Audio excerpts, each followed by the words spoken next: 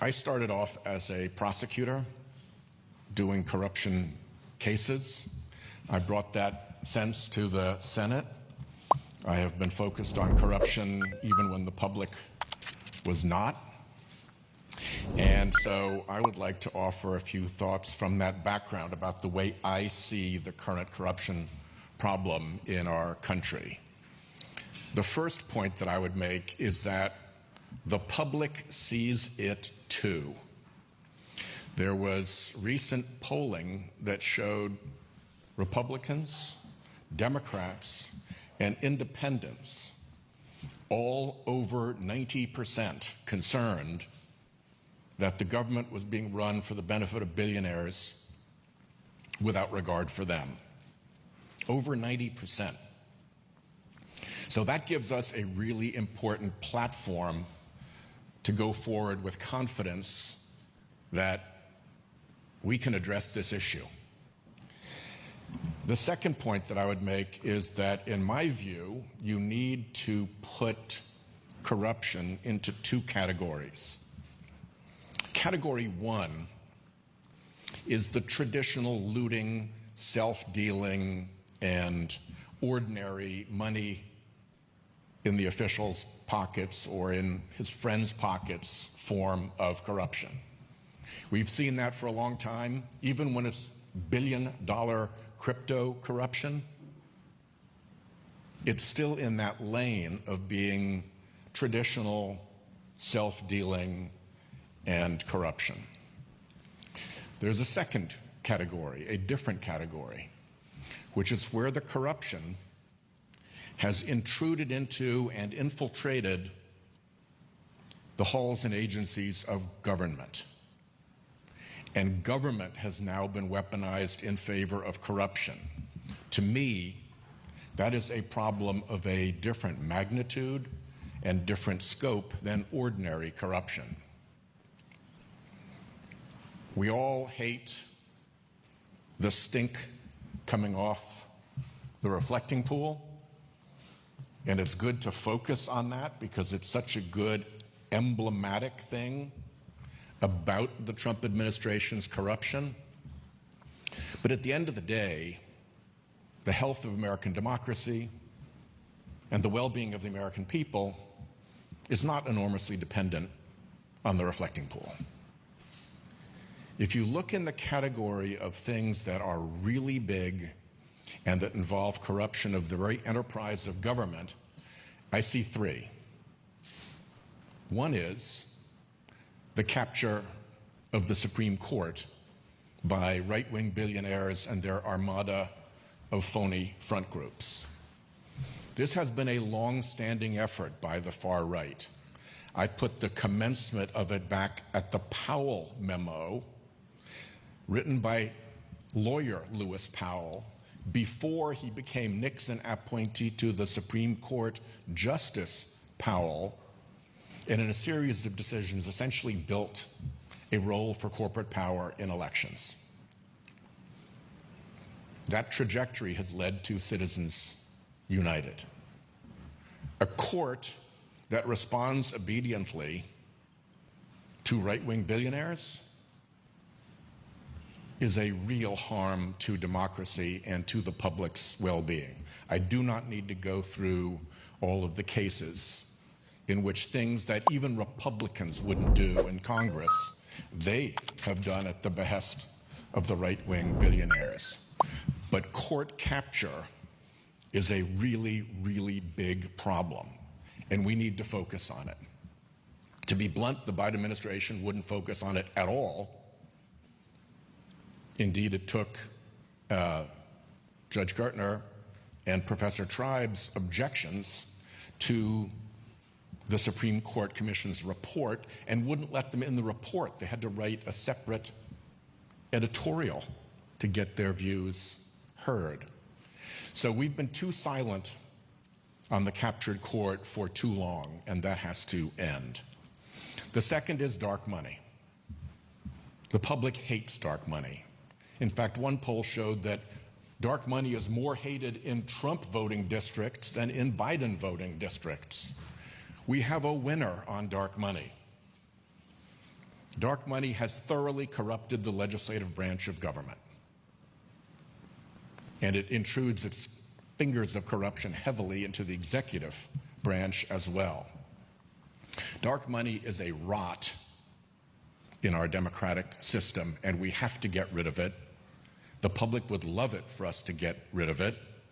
We have been so weak on this subject that voters don't know that Democrats are any better than Republicans. When we bring an anti-dark money bill, a disclosure bill that would get rid of dark money to the floor, every single Democrat in the Senate votes for it, every single Republican in the Senate opposes it, and voters don't know that because we haven't told that story. At one point, I wrote to the Biden administration to point out that this was well into the administration. I had done a word search of all White House communications, and between President Biden and Vice President Harris, they had used the term dark money a grand total of 4 times, buried in press releases. I sent them that because that day in the Senate, Chuck Grassley had blamed Democrat dark money 8 times. We are being out-communicated by the Republicans on a subject where they are terrible, so that nobody knows the difference between where we are and where they are. The third is the climate denial fraud operation, which has a parallel climate denial dark money corruption operation. Climate denial is now coming home to roost big time. Ask a Florida homeowner about their insurance, just for starters. We need to put this front and center, not only because it's the right thing to do now, but because when the great climate insurance collapse happens, we're going to want people to know that we were on the right side of it rather than wait and be swept up in the fury when we have to try to clean things up. So those are 3 really big things. A captured Supreme Court that is doing the bidding of billionaires. And if you want to know what I mean by capture, Google regulatory capture or agency capture. Same deal. But instead of doing it for the Railroad Rate Setting Commission, they did it to the United States Supreme Court. The dark money corruption operation that puts so much power in the hands of creepy billionaires. Alex and I have seen it firsthand. Our colleagues' attention has turned to the dark money billionaire machine rather than to regular voters. And the third is the climate denial operation, which is probably the biggest fraud that the American public has ever been the victim of. And when you spend a little time looking at those 3,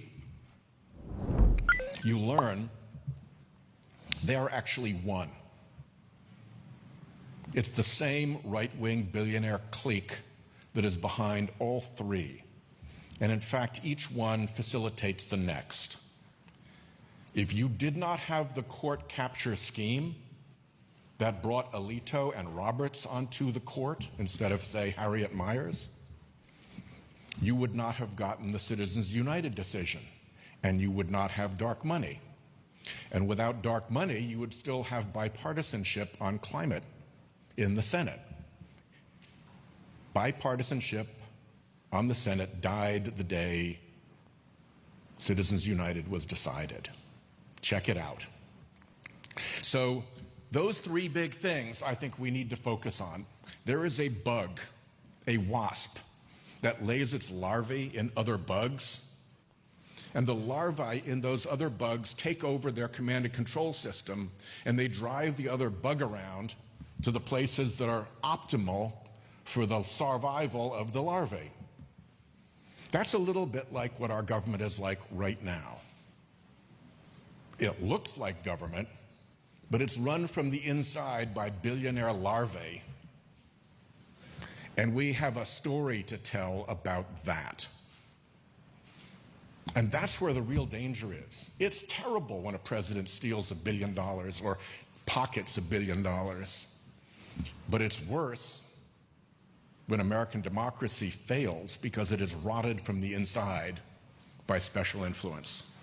So let me wrap up by saying how you bring it home. It's got to be connected to people's lives.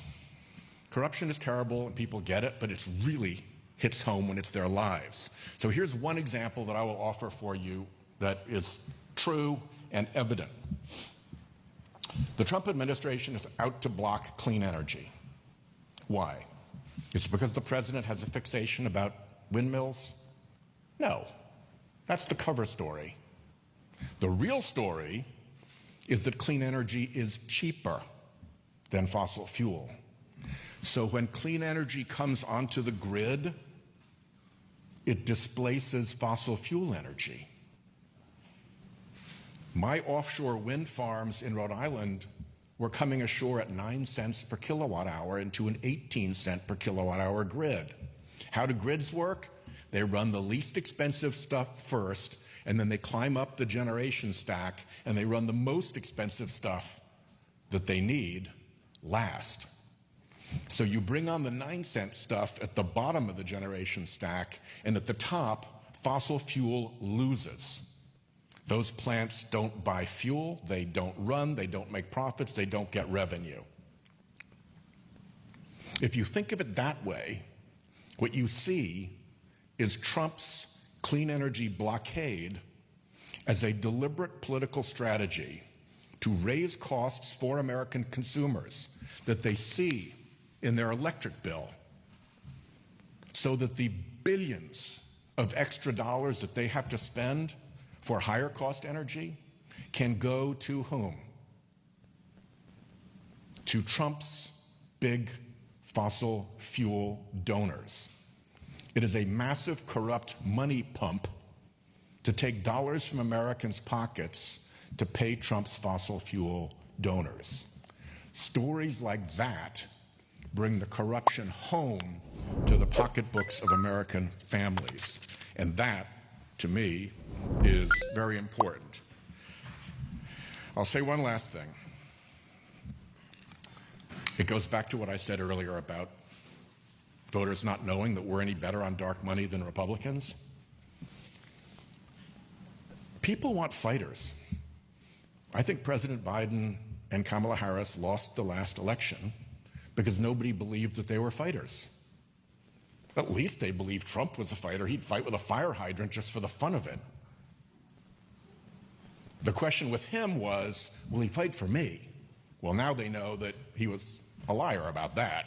But we never got through the first gate of being the fighters. We've got to get through that first gate. We've got to tell voters, going after corruption, forcefully, telling the truth, bringing out the stories of how voters are being screwed through corruption is a great way to go forward, and it doesn't divide our party at a time when we need unity to take back the country. So thank you for letting me share my views. I'm grateful to you for being here.